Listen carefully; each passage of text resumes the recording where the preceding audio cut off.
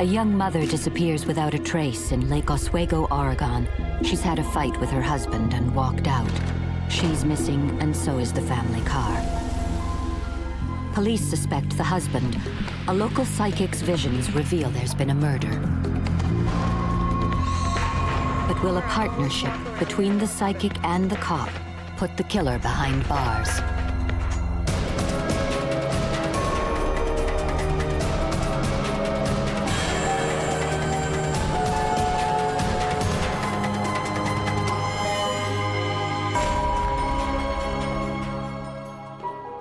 March 31st, 1986. The police in Lake Oswego, a wealthy suburb of Portland, Oregon, get a call from 28-year-old John Burke. He reports that after a late-night argument, his wife, Alexis, left in the family car. She hasn't been seen for 3 days. Local detective Robert Lee is assigned to the case. At that point in time, we didn't really know for sure that a crime had even been committed. I mean, let's face it, couples split up. I mean, it happens every day. They have arguments. One or the other will take the family car and leave. But that theory just doesn't fit this situation. In this case, there was also a 1.5-year-old child that had Down syndrome, and it would be extremely unusual for any mother to leave her child. Alexis was a very beautiful woman. She was a person that would never stay gone for more than a few hours at a time. Lee and his investigators suspect the husband is being less than truthful about what happened 3 days earlier. John Burke was lying to me through his teeth. His reactions were real bad. His physiological responses did not match what he was saying. And my impression was that whatever happened to Alexis, John was responsible for it. And I went back and essentially knocked on the man's door to interview him. And I asked him if it was okay if the crime lab could take a look at the apartment. He said yes, and I signaled for the crime lab to come in, and we conducted our interview outside the apartment while the crime lab did their work on the inside. They found nothing suspicious, so they focus on finding the car that John Burke claims Alexis drove off in. We reasonably expected that if we found the car, we were going to find Alexis. Driven by increasing concern and frustrated at the lack of progress in the investigation, Alexis's mother takes an unusual step. A family friend recommends she call psychic Lori McQuarrie. Over the phone, Lori immediately gets impressions about a very violent encounter. The very first sense I got, even without a picture, just hearing Alexis's name, I felt that she was gone. I felt that very strongly. It's like a heaviness right in the middle of my chest. I described Alexis, her personality, which was a bit volatile, very intense. John, I thought, was lazy. I thought he was just a guy who was coasting through life, and he had absolutely no plans on changing anything. John was essentially unemployable by anybody but his own father, because John's work habits were atrocious, to say the least. He didn't want to show up if he didn't feel like it. I could see an argument between the husband and the wife. Lori's view of the night Alexis disappeared matches with what John had been telling the police, but she sees more than the argument. What I felt with Alexis and John and the argument that I envisioned was that it was in part about finances, and a lot of people fight about finances. That's usually part of a marital situation. But this was fueled by someone being on drugs, alcohol, and I certainly felt that Alexis hadn't been using it. In fact, one of the points that I made to her mom is I said, this woman turned her life around recently. And she said, yes, that was true. And I said, well, I don't think the husband had. And I thought that he was a very weak person and that he was still using drugs, and that in itself was creating a problem in the marriage. I felt that there had been a horrific fight and that it had happened right there in the house and that she was no longer in that area. Within 4 days, police get a break. The family car has been abandoned in a rest area. Detective Lee finds it full of clues that just don't add up. Alexis was 5 feet 1 inch tall and weighed approximately 115 pounds. She would have to be very close to the steering wheel to even reach the pedals. And yet the seat was pushed way to the back, like somebody my size or larger was actually driving the car. The ignition key was still in the ignition, and yet the doors were locked. From a police standpoint, that's what we call a proprietary interest in the car. Somebody might purposely leave the keys in, but he wants to lock the doors because he doesn't want somebody to take his car. There was an open map with a city in Washington that was circled. The fact that the map was there to begin with was disturbing because to us it felt like a setup right off the bat. Although the car reveals unsettling information, Detective Lee knows he needs hard evidence a crime took place. We did get a couple of dogs to search the entire rest area to see if there was perhaps a body that was around there, and came up with nothing. Detective Lee's case has gone cold, so when he gets a call from Alexis's mother saying she's contacted a psychic, he's skeptical but willing to listen. A police investigator really takes information, sometimes from oddball-type sources, and runs with that information just to see if that information is any good, if it can be corroborated, by another direction. I'm a left-brain thinker. I'm very good with things that I can see and touch, feel, that make reasonable sense to me. So I contacted her by phone, and I have to admit I probably was a little bit more flippant than I probably should have been. I can remember that particular day, Detective Lee calling me and telling me that he was the detective working on the case, that he wanted to take me to lunch, and he wanted to check me out. It didn't sit well. Detective Lee is anxious to hear what Lori has to say and convinces her to meet him for lunch. Lori just wants to help find Alexis's body for her family. She told me an awful lot about my case. I see numbers. Lori tells Detective Lee that she keeps seeing the number 15. He's intrigued. Alexis's car was found 15 miles from her home. Maybe that's the connection. I watched his body language. He removed his glasses and put them on the table. And I thought, gotcha.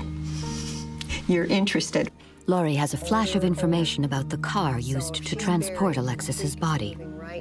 There's a larger car, older car, and as I'm almost looking at it, I'm back of it and I'm seeing the trunk lid open, and it's a huge trunk. Detective Lee can't see the link. Alexis's car is a two-door with a small trunk, not the larger car Lori's describing. When you're talking about a car, a big car, spend the next 5 minutes driving the highway and you'll see 100 of them. Lori's next bit of info makes Lee even more skeptical. She told me that the younger brother, Kelly, was involved. I'd interviewed Kelly. Kelly was actually playing ball for the college that he attended in Southern California at the time of the disappearance of Alexis Burke. I can see the brother handling her body, helping carry it. I can see shovels involved, and I can see this family connection. We checked with the college. They verified the fact that Kelly was literally over 1,000 miles away at the time. That automatically made 8 or 10 of the other things that Lori told me couldn't possibly be true simply because his involvement couldn't have been there. Detective Lee's investigation contradicts many of Lori's clues, but Lori is sticking to her guns. If she's right, Lee could be missing some crucial evidence. I remember telling him, it's going to be different than you think. It will bear me out. Wait and see.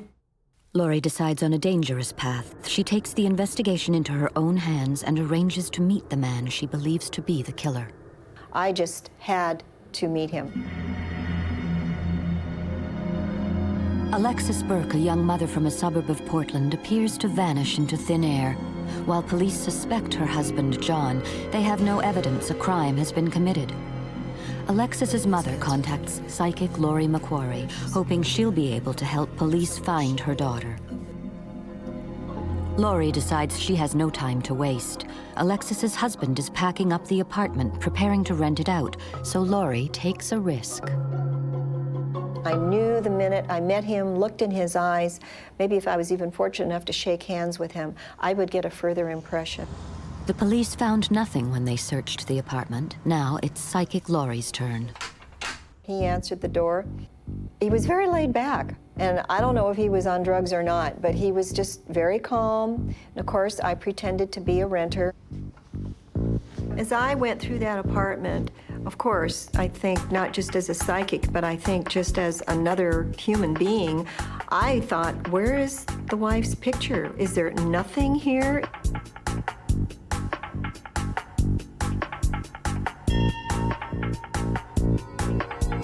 There was nothing, not a thing of hers there, nothing.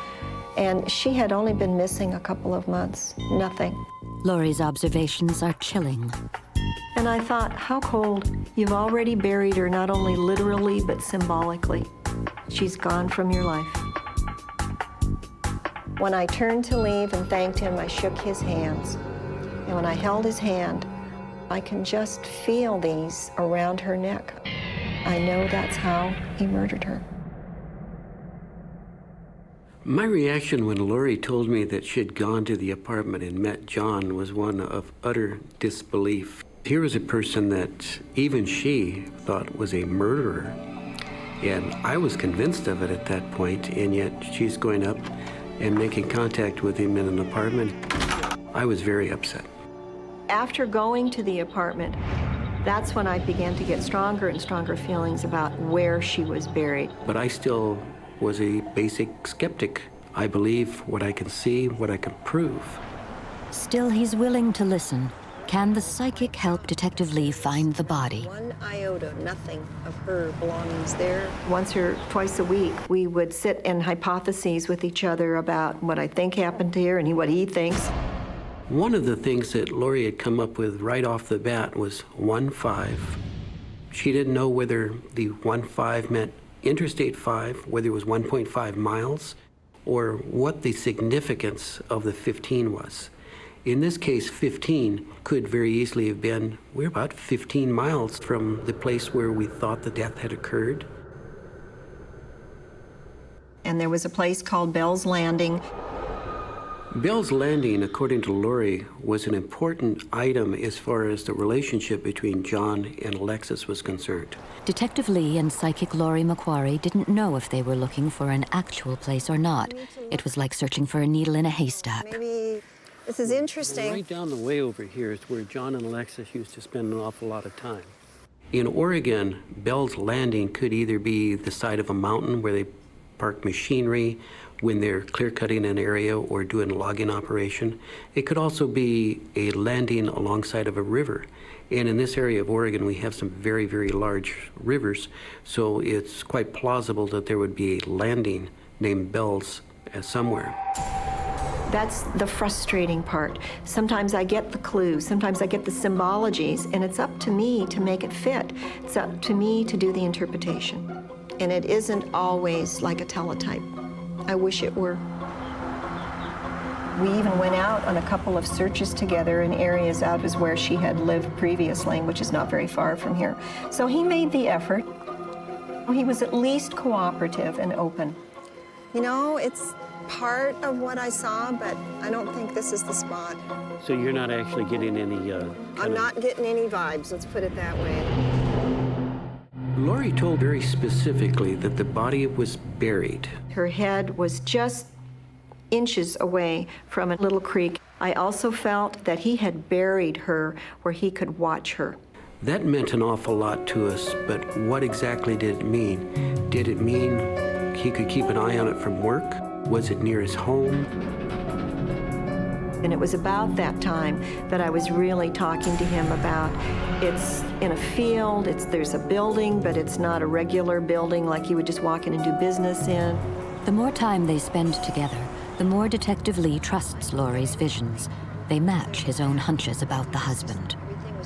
She has an insight into people and places and things that I don't even understand. The scenario will play out. I will see the person, I will see the circumstances. Sometimes the reception may become a little hazy. It isn't always crystal clear. It may come in and out, but it's exactly like watching a television show. I could see him eating his lunch. He goes out there, eats his lunch, and watches the site. The site is within range. He can see it. And as long as it's not disturbed, he knows he's not in trouble. It looks like John is going to get away with murder, but Lori's psychic instincts tell her he's made a big mistake. This was something where many people knew what had happened. Lori is convinced John has told someone about the murder. Detective Lee rethinks the investigation and decides on a new approach. We used an awful lot of what we would consider to be behavioral analysis on John. We knew that if we applied pressure to John, that his past history would indicate that he would talk to somebody.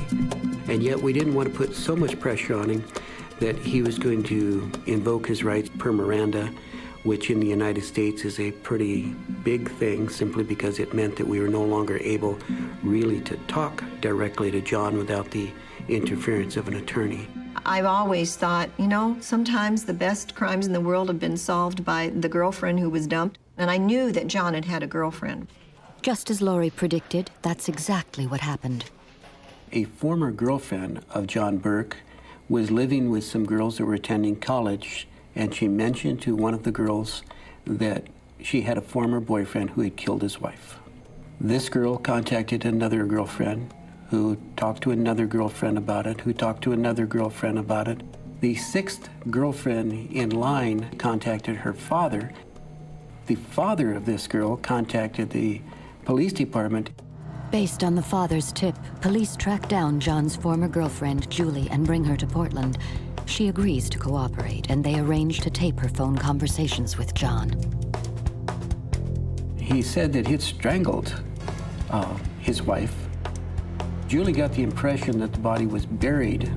We were driving by the metal fabrication plant where John and his younger brother worked. And Julie mentioned that John became very different every time that they went by that area. But John's confession to his old girlfriend isn't enough. Police still need a body to get a conviction. Lori sees Alexis buried somewhere where John can keep a close watch on her. It makes sense it would be close to where he worked. Following his own intuition and Lori's clues, Detective Lee decides to search the 15 acres beside the plant. Maybe this is the clue 15 Lori keeps seeing.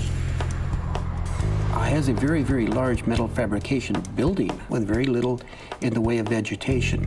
The 15 acres that was right next to it was ideal because the trees and the brush provided an awful lot of cover and concealment. Access was pretty much restricted. We sent cadaver dogs over the 15 acres, and their handlers came back with essentially nothing. I was personally disappointed that we were not able to find the body. As Detective Lee and I would talk throughout the year occasionally about the case, of course, there would be times when he felt that maybe John was going to crack. And I would just always share with him my philosophy. Everything happens when it's supposed to. It's a real low point in the investigation. Without Alexis's body, police can't charge John with murder. But Lori is sure John's younger brother Kelly is involved, despite the fact he's given police what appears to be an airtight alibi. I think Kelly just happened to be the wrong guy at the wrong time, and he was related to the murderer. And so he helped dispose of her body. Kelly was in Southern California during the specific time frame that Alexis disappeared, and a reasonable person would believe that Kelly could not have had any involvement simply because of the time frames. He was literally over 1,000 miles away at the time. I generally find what I get as a first impression is correct, and I remember telling him I'm standing by it. It's been a year since Alexis Burke went missing after an argument with her husband, John. With the case going cold and based on her track record, Detective Lee decides to listen to psychic Lori McQuarrie and take another look at the brother's story. John essentially has no friends of his own. His best friend in the world is his younger brother. If the younger brother knows anything about it, that would automatically mean that his best friend would know all about the case. Kelly's friends and former roommates are all law students. They've been interviewed once about the disappearance of Alexis. This time, Detective Lee re-interviews them with a grand jury subpoena in his hand, threatening each with jail time if they refuse to cooperate. From what Kelly's friends have to say, it becomes very clear that Kelly knows something. He's brought in for questioning, and Detective Lee persuades him to cooperate. He told me everything I wanted to know. Yes, he was in Southern California playing ball, but the game had gotten rained out. He was actually back in Oregon 24 hours earlier than he was supposed to be. It is a turning point for the investigation. If it hadn't been for Lori's conviction, police might never have re-interviewed the brother, and his information was just what they needed to get an arrest. Bob Lee does not give compliments lightly, but he did kind of offer that up and say, well, I guess you were right. And I just felt that there was a shift at that point. The deal we made with Kelly was very simple. We were concerned that because the body had been in the ground for so long that we would not be able to formally identify Alexis Burke. The dental records we had were several years old. We knew there were not going to be any fingerprints. There was not going to be anything that was actually going to tell us for certain that this was Alexis Burke and not somebody else. And that would be a loophole that a defense attorney would be able to drive a truck through. So we essentially made a deal with Kelly that we would not prosecute him in any way, shape, or form for his complete assistance in the case, including showing us where the body was.